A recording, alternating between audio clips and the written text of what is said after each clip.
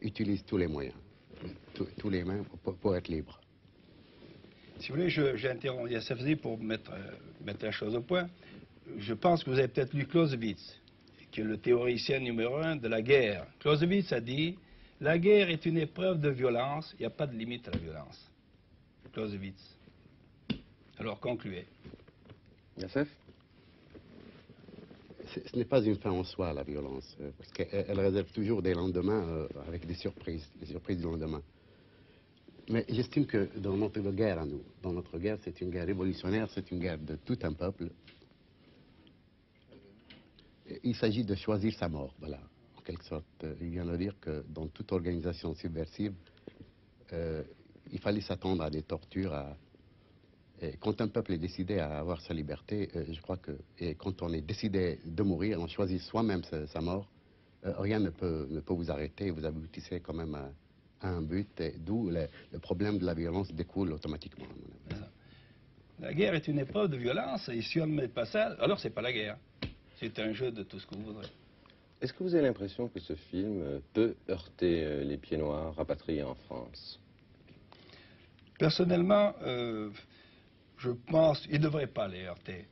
Mais, comme j'ai dit tout à l'heure, nous avons été passionnément attachés à l'Algérie. Et quand on raisonne par son cœur, deux individus les mêmes, deux individus très voisins, peuvent tirer des conclusions différentes. Au lieu de raisonner logiquement, ils prendront des positions diverses en fonction de leurs sentiments personnels. Or, les pieds noirs ont été passionnément attachés à l'Algérie. Tout ce qu'on passe sur l'Algérie les heurte parce qu'ils n'y sont plus. Et un film sur la bataille d'Alger que nous avions gagné, qui aurait pu nous donner la victoire et qui aurait pu donner l'Algérie et qui a été, si vous voulez, galvaudé, puisque le gouvernement s'en est pas servi, les heurtera certainement beaucoup. Je ne vois pas pourquoi ça puisse les heurter, puisque il y a un peuple algérien qui a vu le film. Il y a 800 000 Algériens qui ont défilé devant les salles de spectacle, ils ont vu le film, ils ont assisté à des scènes de torture, ça leur a rappelé la mauvaise époque de souffrance et d'abnégation. Et j'ai constaté qu'ils ont vu le film avec courage. Oui, mais si vous voulez, le peuple algérien, au fond, est victorieux.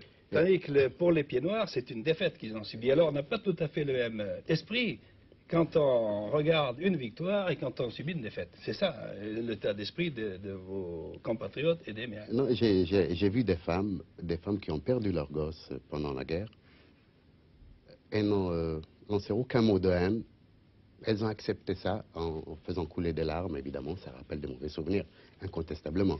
Mais il faut avoir le courage de dire que ça a existé, ça fait partie de l'histoire de France et l'histoire de l'Algérie. Donc c'est des choses qui ont existé, on ne peut pas les nier. Oui, c'est pour ça que moi je tiens à ce que ce film passe sous les réserves que j'ai faites. C'est une page d'histoire, c'est une bataille dans une guerre qui a été faite, qu'on doit montrer. Oui, ça a existé. Et quand vous dites que les Algériennes ou les Algériens sont émus en voyant ce film, vous n'oubliez pas qu'il y a eu des sentiments d'affection formidables entre vous et nous, et que ces sentiments ne sont pas brisés pour autant, et que nous devons d'ailleurs essayer de les remettre en œuvre. Actuellement, il y a une coopération fructueuse entre l'Algérie et la France.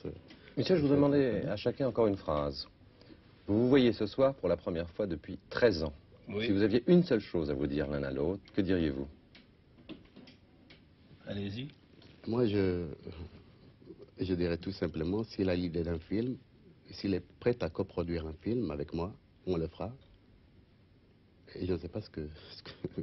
Enfin, je lance ça parce que moi, j'ai l'esprit un peu artiste, j'ai laissé la mitraillette pour la caméra. Oui, moi, si vous voulez, je vois Yassafzadi comme un militaire, comme, si vous voulez, dans une guerre classique, Rommel aurait pu voir Montgomery.